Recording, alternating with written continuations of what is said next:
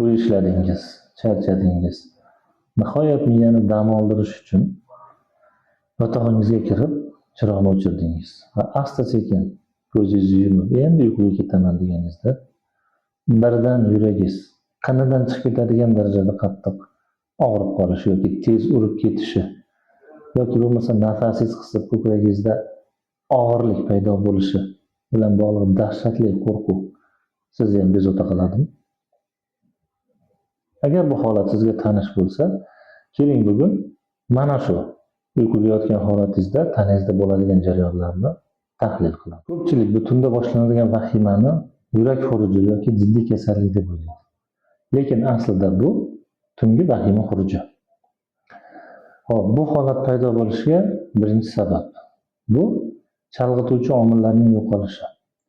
Ya'ni biz kunduzi bilan ishlaymiz, yuramiz, gaplashamiz, telefon ko'ramiz va boshqa va hokazo band bo'lamiz. Ya'ni atrofimizda turli xil shovqinlar, insonlar, qandaydir jarayonlar bilan miyamiz band bo'ladi. Miya qancha tarang bo'lishga harakat qilmasin, lekin tashqaridagi signallarni e'tiborsiz qoldira olmaydi va buning natijasida sizga kelayotgan vahima xuruji ma'lum darajada pasayadi va kunduzi sizni bezovta qila olmaydi. Ammo kechasi chiroq o'chib joyingizga yotganingizda hamma narsa tinchlik, atrofingizda shovqin yo'q, jimjitlik va sizning miyangiz o'z fikrlari va tana bilan birga qoladi.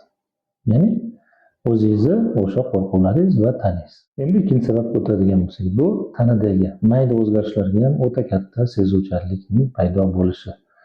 Ya'ni miyangiz siz uxlamoqchi bo'lgan paytingizda, yotoqqa yotgan paytingizda mayda signallarni ham his qilishni boshlaydi. Ya'ni sizning miyangiz o'z tanasiga bo'lgan e'tibori shu darajada kuchliki, sizni oddiy bitta nafas olishingizdagi qandaydir o'zgarish yoki yuragingizdagi bitta kuchliroq zarbni ham vahima deb, ya'ni xavf deb qaraydi va xavf deb qabul qiladi va mana shuni natijasida miyada kuchli qo'zg'alish bo'ladi va sizni qoningizga juda katta miqdorda adrenalin gormonini ishlab chiqarishni boshlaydi va sizning miyangizda bizga kuchli, katta xavf bo'lyapti degan narsa va o'sha yerda insonda hammada bo'ladigan rejim bor, bu qoch yoki kurash.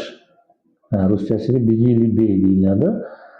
Qoch yoki kurash tizimini, rejimini ishga tushiradi. Bu holatda sizning miyangiz hayolida, tasavvurida judayam bir yirtqich hayvondan qochib ketadigan darajada harakat qiladi, qo'rqadi. Ya'ni tanaga kuchli qochib ket degan buyruqni beradi.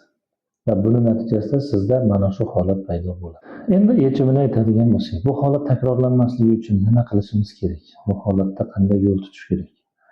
Eng katta qilinadigan xato mana shu yotoqda ko'p yotib qolish, ya'ni qo'rquv bo'lsa ham qo'rquv bilan kurashishga harakat qilish va bu qo'rquvni yana ham kuchaytirib yuboradi. Va sizni holatingizni yana ham og'irlashtirib, yana ham qo'rquvingizni kuchaytirib, tanangizda turli xil belgilarni, simptomlarni keltirib chiqarishi mumkin. Bu holatda eng to'g'ri qilinadigan ish yotog'ingizdan turing, boshqa xonaga chiqing, chiroqni yoqib, atrofdagi narsalarga, ya'ni diqqatingizni ichkaridan, ya'ni siz ichki tanangizga e'tibor berayotgan holatingiz bo'ladi. Yuragim qanaqa bo'lyapti, nafasim qanaqa degan holatdan tashqariga qaratishingiz kerak. Ya'ni tashqarida nimalar bor? Atrofingizdagi narsalarni ushlab ko'ring.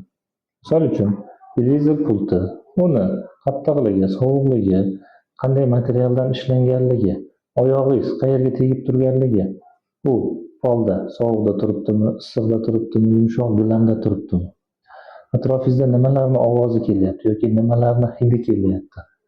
Mana shu narsalarga ko'proq e'tibor berganingiz sari miya xavf rejimidan xotirjamlik, ya'ni tinch holatdagi rejimga o'tishni boshlaydi. Chunki atrofingizdagi narsalarni siz his qilishni boshlaganingizda, demak bizga xavf tug'diradigan narsalar yo'q degan narsani rejimga o'tishni boshlaydi.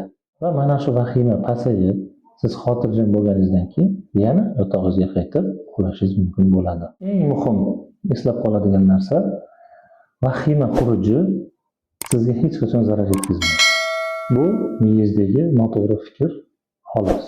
Ya'ni qandaydir xavf degan signalni birdan noto'g'ri ravishda ishlab ketishi. Sizda ham mana shunday holatlar bo'lganmi? Agar bo'lgan bo'lsa, o'zingizning fikrlaringizni kommentlarda bemalol yozib qoldirishingiz mumkin. Video yoqqan bo'lsa obuna bo'lishni unutmang va videoni yaqinlaringizga ulashishingiz mumkin. O'zingizni ehtiyot qiling.